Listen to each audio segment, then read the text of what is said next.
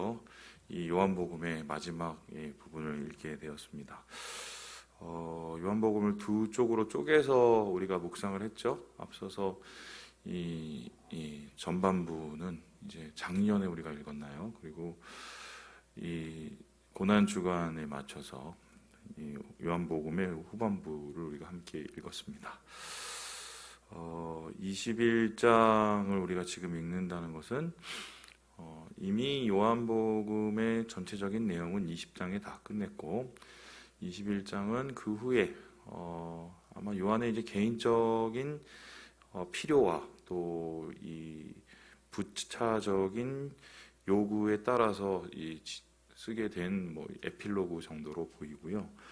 어제 우리가 보았듯이 그 에필로그의 가장 중점적인 내용은 제자들이 어떻게 사도로 세워졌을까, 특별히 제자들 중에서 이 베드로가 어떻게 교회의 수장이 될 수밖에 없었을까, 이 이야기를 설명하기 위해서다. 어제 우리가 함께 보았습니다. 오늘도 그 어제의 이야기에 이어서 이 베드로를 배신자 베드로, 겁쟁이 베드로, 그리고 굉장히 실패한 베드로가 아니라 주님의 양을 치는, 하나님의 교회를 세우는, 그리고 하나님께 충성을 다하는 그러한 베드로로 거듭나게 하는 가장 중요한 장면이 나오는데요. 그것은 우리가 잘 아는 것처럼 베드로에게 예수님께서 3번을 물으시는, 이 사랑에 대한 3번을 물으시는 이 장면입니다. 우리 함께 17장의 말씀을 같이 한번, 17절의 말씀을 같이 한번 읽어보도록 하겠습니다. 시작. 세 번째 이르시되 요한의 아들 시몬아, 내가 나를 사랑하느냐 하시니, 주께서 3번째 내가 나를 사랑하느냐 하심으로 베드로가 근심하여 이르되 주님 모든 것을 아시오매 내가 주님을 사랑하는 줄을 주님께서 아시나이다. 예수께서 이르시되 내 양을 먹이라. 예수님께서 한 번이 아니라 3번을 물으셨습니다. 똑같은 질문을 3번을 물어보신다는 건 그 질문 자체의 의미보다 더 깊은 의미가 있다는 것이죠. 더 깊은 의미는 그 질문이 그의 마음속에 진심인가를 물어보는 겁니다.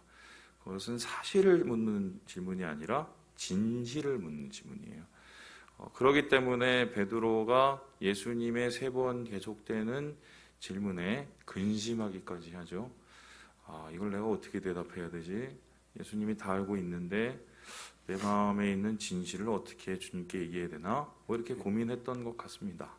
그런데 그 진실을 주님께서 알고자 했던 것은 다름 아니라 네가 나를 사랑하느냐라는 것입니다. 왜 주님께서 3번이나 네가 나를 사랑하느냐를 질문을 했을까?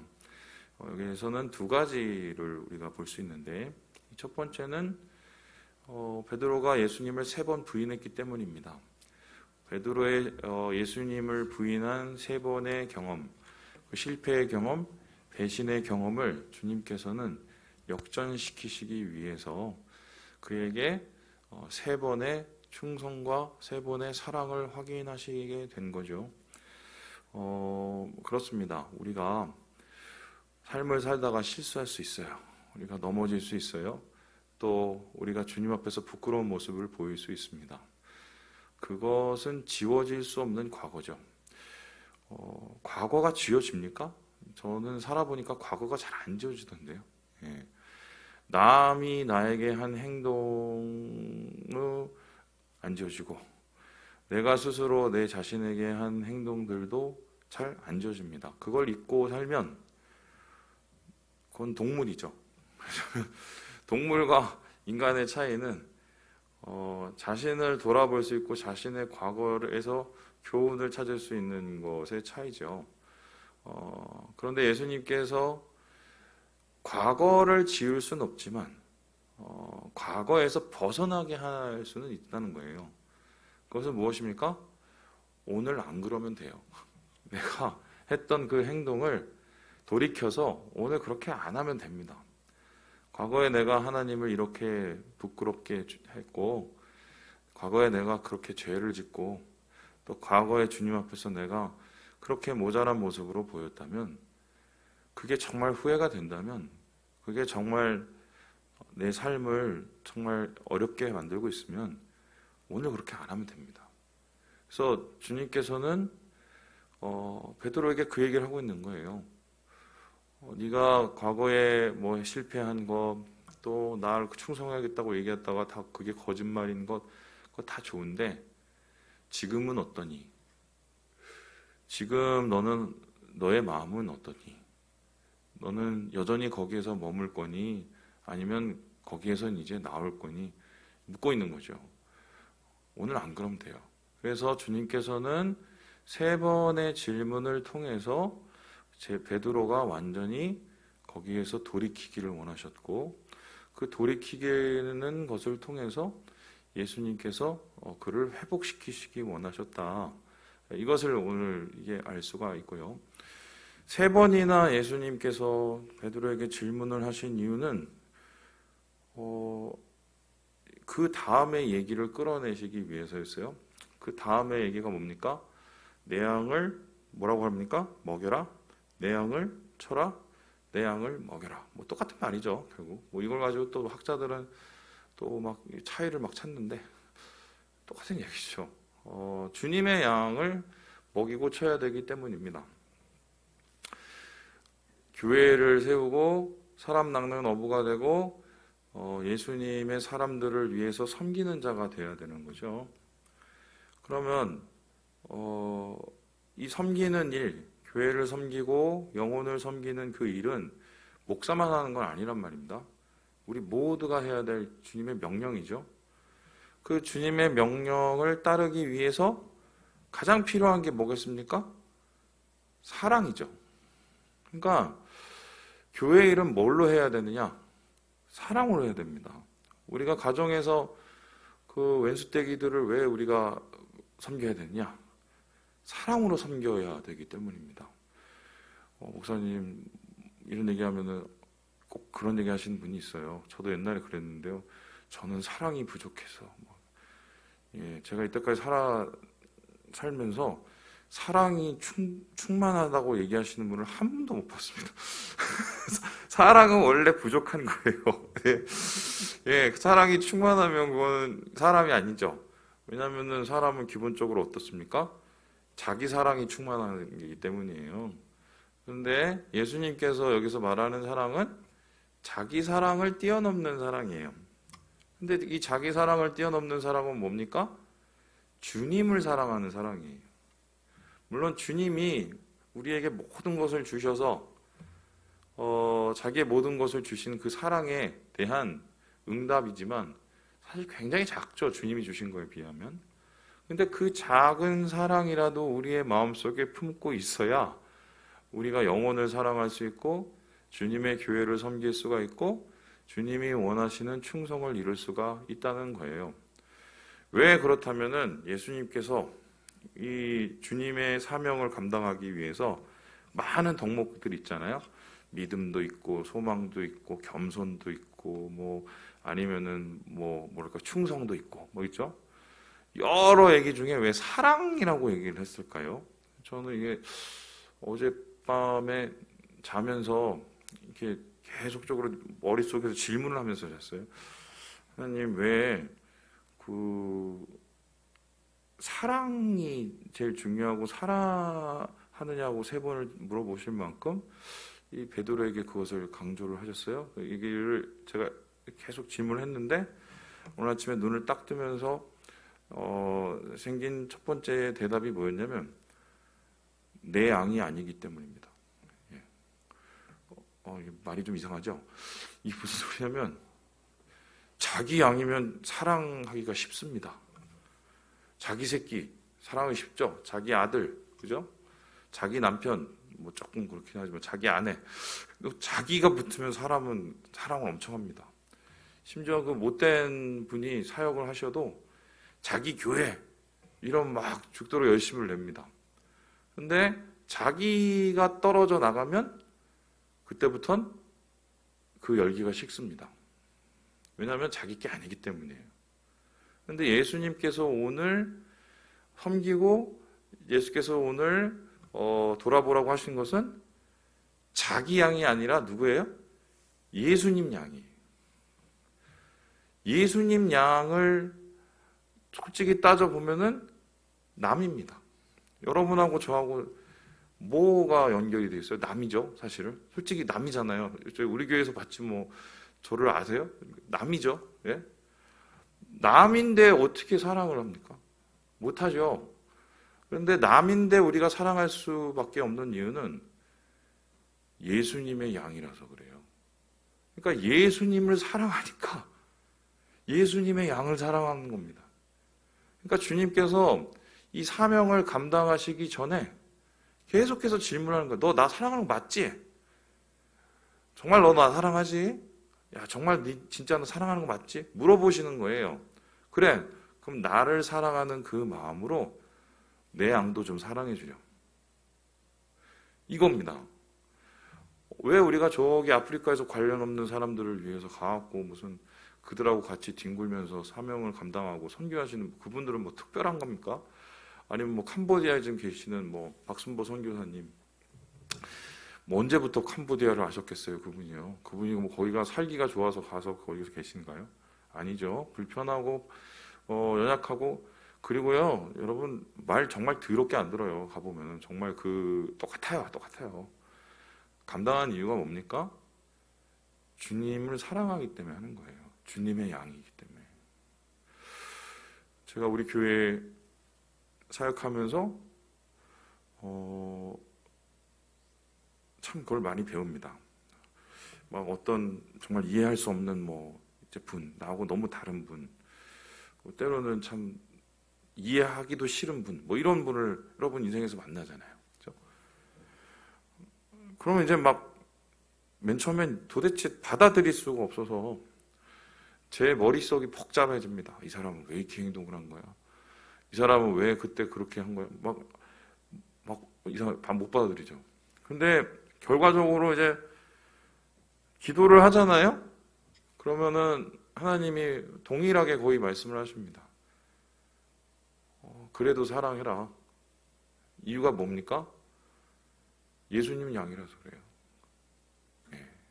내 양이잖니. 그래서 우리 사명은 예수님 사랑해서 감당하는 거예요. 그리고 주님께서는 이 사랑의 방법을 얘기하시는데요. 이게 어제 보면서 좀 눈에 들어오던데요. 우리 15절의 말씀을 같이 한번 읽어보도록 할까요? 15절 읽어보겠습니다. 시작. 그들이 조반 먹은 후에 예수께서 시몬 베드로에게 이르시되 요한의 아들 시몬아 내가 이 사람들보다 나를 더 사랑하느냐 하시니 이르되 주님 그러하나이다. 내가 주님을 사랑하는 줄 주님께서 아시나이다. 이르시되 내 어린 양을 먹이라 하시고. 사랑의 방법은 그럼 무엇이냐 했었을 때 여기 이렇게 나옵니다. 보니까 네가 이 사람들보다 라는 말이 나와요. 그죠? 근데 여기 보니까 좋은 성경은 1번이라고 써 있습니다. 그럼 그 1번 밑에 보면 뭡니까? 또는 것들보다라고 써 있죠? 그러면은 이게 타우타라는 건데 이게 이 사람들보다 더 나를 사랑하느냐, 이것들보다 더 나를 사랑하느냐, 두 개가 다 해석이 가능합니다. 그러면 이 사람들보다 나를 더 사랑하느냐, 이건 경쟁적인 의미로 나를 사랑하느냐 이게 아니라 모든 사람들보다 나를 더 사랑하느냐.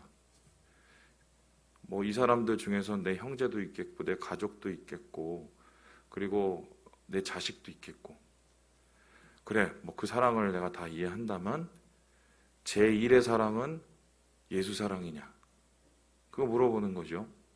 그러니까 하나님을 사랑하는 방법은 제1로 두는 거예요. 우선순위로. 그리고 이것들보다라고 한번 해석을 해본다면 이게 뭡니까? 그 지금 베드로 눈앞에 뭐가 있습니까? 지가 잡아온 뭐예요? 153마리에 그것도 누가 샜는지는 잘 모르겠지만 물고기가 있단 말이에요. 평생 물고기만 잡던 사람이 물고기 153마리에 눈이 뒤집혔겠죠? 이것들보다 나를 사랑하느냐? 세상의 모든 것들보다 주님을 우선으로 여기느냐? 목사님들이 왜 사역을 하다가 망하느냐? 저도 나중에 어떻게 될지 몰라요. 여러분 기도를 많이 해주셔야 돼요. 두 개들만요. 결국 이것들보다 주님을 더 많이 사랑하기 때문에 돈 쫓다가 그렇게 되고요. 이 사람들보다 주님을 더 사랑하지 않기 때문에 뭡니까?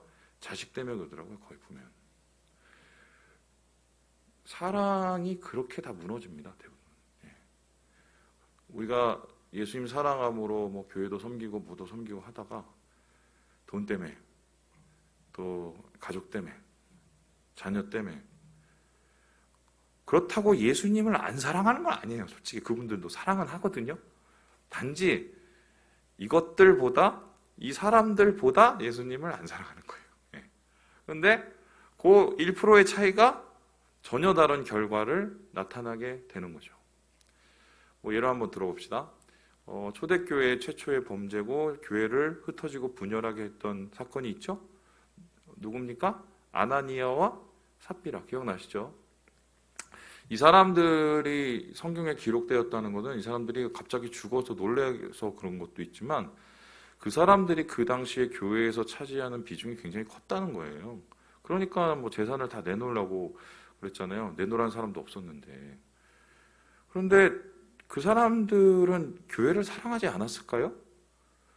예수님을 사랑하지 않았을까요? 어떤 방법인지는 모르지만 사랑을 했을 거예요. 그러니까 교회에 왔고 예배를 같이 드렸을 거 아니에요? 그런데 그 사람들에게 있어서 예수님을 사랑하는 것을 빼앗고 오히려 주님의 사랑하는 것들을 해할 수밖에 없었던 이유가 뭡니까? 이것들보다 주님을 더 사랑하지 못했기 때문이죠. 그래서 이 사랑의 방식은 예수님을 최선으로 두는 것이다. 최상으로 두는 것이다. 그리고 나서 이 이야기가 끝나는 듯 하는데요. 오늘 재밌는 얘기가 나와요. 22절을 읽고 마무리를 해볼까요? 22절 같이 읽겠습니다. 시작. 예수께서 이르시되 내가 올 때까지 그를 머물게 하고자 할지라도 내게 무슨 상관이냐? 너는 나를 따르라 하시더라. 베드로가 신난 거예요. 왜냐하면 다시 면 세워주시니까 이제 이분은 이제 다혈질이잖아요. 그러니까 이제 이런 분들 한번 띄워주면 막 난리가 나거든요. 그러니까 베드로가 이제 난리가 난 거예요. 그리고 다른 제자들은 막 가만히 있는데 제 베드로만 세워갖고 막 물어보고 막 내 양치라고 그러니까 얼마나 기쁘겠어요. 근데 이제 그러고 나서 이제 자기의 최측근을 이제 챙기기 시작하죠. 그 사람이 누굽니까? 베드로, 요한, 야고보죠. 요한부터 이제 챙기기 시작합니다. 그럼 예수님 가시기 전에 한 가지만 더요. 그래서 이 친구는 어떻게 됩니까? 이게 저하고 제일 친한 베드로, 요한, 야고보. 이 사람들은 어떻게 하실 거예요? 그랬더니 예수님이 뭐라고 합니까? 너나 잘해. 그죠? 너나 잘해. 아니 뭐 왜 다른 사람들 신경 쓰고 이 요한을 내가 나중에 끝까지 남겨둔들 만들 너는 네 신경 쓰지 말고 네 사역이나 해. 네 사명이나 잘 감당해. 예수님께서는 교회 안에 경쟁을 원하시지 않으세요. 주님만 사랑하는 충성을 원하시죠. 내 사명 감당하기도 힘듭니다. 그렇게 사는 게 정답이죠. 그런데 비교하고 경쟁하고 뭐 쓸데없는 관심을 갖고 이러다가 항상 다툼이 일어나죠. 그거 하지 말라는 겁니다. 그리고 이것을 예수님께서 말씀하신 이유는 그 후에 이상한 또 왜곡이 돌았어요. 왜냐하면 분명히 주님께서는 그냥 네 사역이나 열심히 해 이건데 그걸 또 따르게 듣고는 야 요한이 안 죽는데 그러니까 뭐 전혀 뚱딴지 같이 듣는 항상 있어요. 이런 사람들이 항상 있어요. 그거를 사도 요한이 설명하기 위해서죠. 뭡니까? 이거는 그게 아니라 그냥 말 그대로 니는 네 사역하고 이 사람 상관하지 말라라는 거죠. 상관하지 말라는 게 돌아보지 말라는 소리가 아니라 사명은 자기의 길이에요. 그래서 주님이 오실 때까지 기다리게 한들 뭔 상관이냐 이렇게 질문한 거다. 이렇게 하면서 마지막 마침표를 이제 찍는 거죠. 말씀을 마칩니다. 사랑으로 우리 사명을 잘 감당합시다. 나중에 주님 앞에 설 때 사랑이 남는 거예요. 결국 내가 얼마나 이 세상 살면서 주님을 사랑했는지, 주님의 어린 양들을 얼마나 사랑했는지, 그거 남는 거예요. 사실 다른 거 없어요.